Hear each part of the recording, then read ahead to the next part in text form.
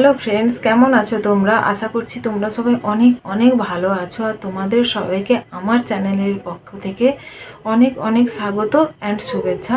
তো আজকের চলে এসেছি নতুন একটা রেসিপি নিয়ে বেবিদের জন্য।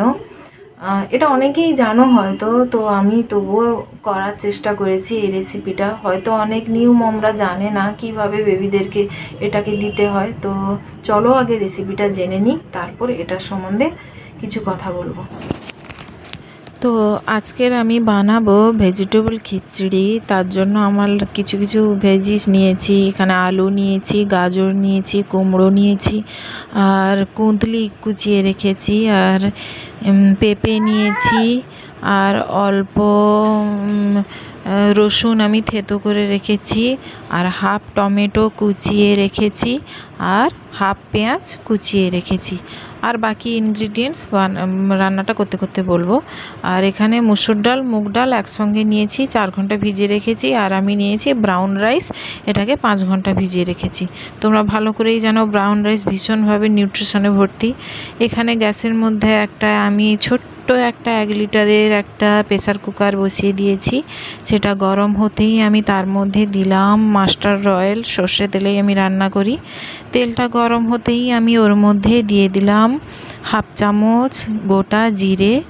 গোটা জিরেটা একটু ভাজা হতে থাক। এরপর আমি এর মধ্যে দিয়ে দিলাম পেঁয়াজ কুচি। এবার পেঁয়াজটাকে জিরা আর সর্ষে তেলের মধ্যে ভালোভাবে ভাজবো।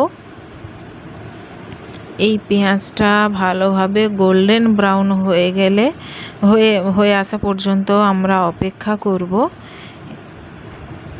তো দেখো হালকা গোল্ডেন ব্রাউন হয়েই এসছে। পেঁয়াজটা ভাজা ভাজা হয়ে গেলে এরপর আমি এর মধ্যে দিয়ে দিলাম টমেটো কুচি। তো টমেটো কুচিটাকেও এই একই পদ্ধতিতে পেঁয়াজ আর তেলের মধ্যে ভালোভাবে নাড়তে থাকবো যতক্ষণ না টমেটোটা একটু গলে যাচ্ছে।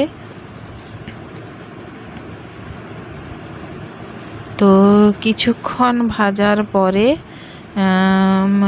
এর মধ্যে আমি দিয়ে দিচ্ছি রসুন কুচি। তো রসুন আমি অল্পই দিয়েছি। বেবিরা হয়তো স্মেল পছন্দ যদি না করে তো তোমরা এটাকে স্কিপ করতে পারো। তো রসুনটাকে আমি তেলের মধ্যে ভালো করে ভাজবো।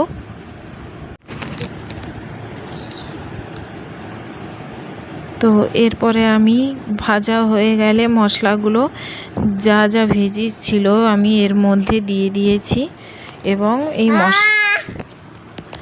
এই মশলার সঙ্গে আমি ভালোভাবে মাখিয়ে নেব যাতে এটা ভালোভাবে মেখে যায়। আর এই পুরো পুরো প্রসেসটাকে আমি ঢাকা দিয়ে রান্না করব। এরপরে ঢাকা খুলে আমি 1 চামচ মতো হলুদ গুঁড়ো দিয়ে দিলাম। এই ভেজিসগুলো ভালোভাবে এর মধ্যে আমি মাখিয়ে দিচ্ছি।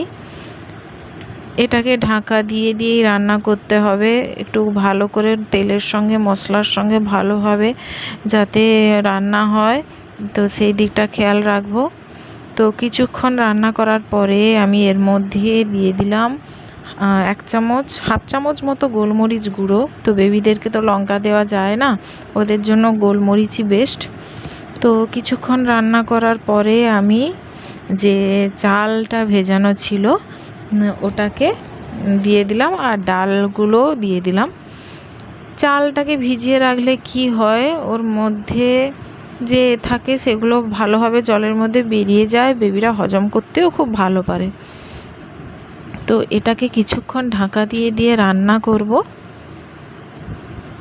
তো কিছুক্ষণ ঢাকা দিয়ে রান্না করার পর আমি দিয়ে দেব পরিমাণ মতো লবণ।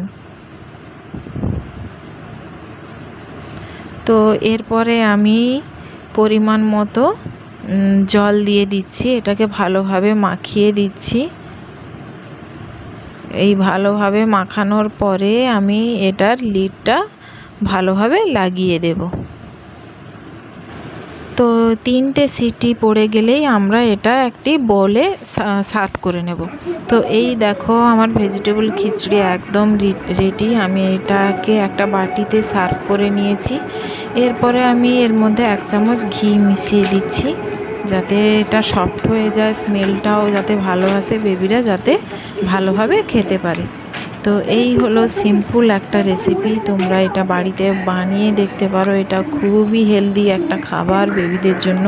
মাঝে মাঝে তো সপ্তাহে এক দুদিন বেবিদেরকে খিচুড়ি দেওয়াই উচিত। তো তোমাদের ভিডিওটি কেমন লাগলো জানিও।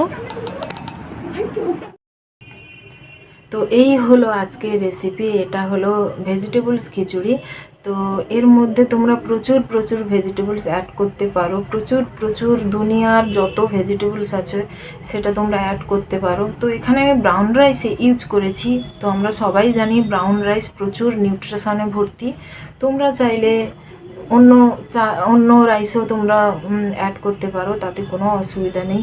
পালং শাক অ্যাড করতে পারো, প্রচুর পরিমাণে ভেজিটেবলস অ্যাড করতে পারো। তো মাঝে মধ্যে বেবিদেরকে এইভাবে ভেজিটেবলস খিচুড়ি খাওয়াতে পারো। এর থ্রু দিয়ে বেবিরা প্রচুর পরিমাণে নিউট্রিশন পাবে। তো আজকের ভিডিওটি এইটুকুই।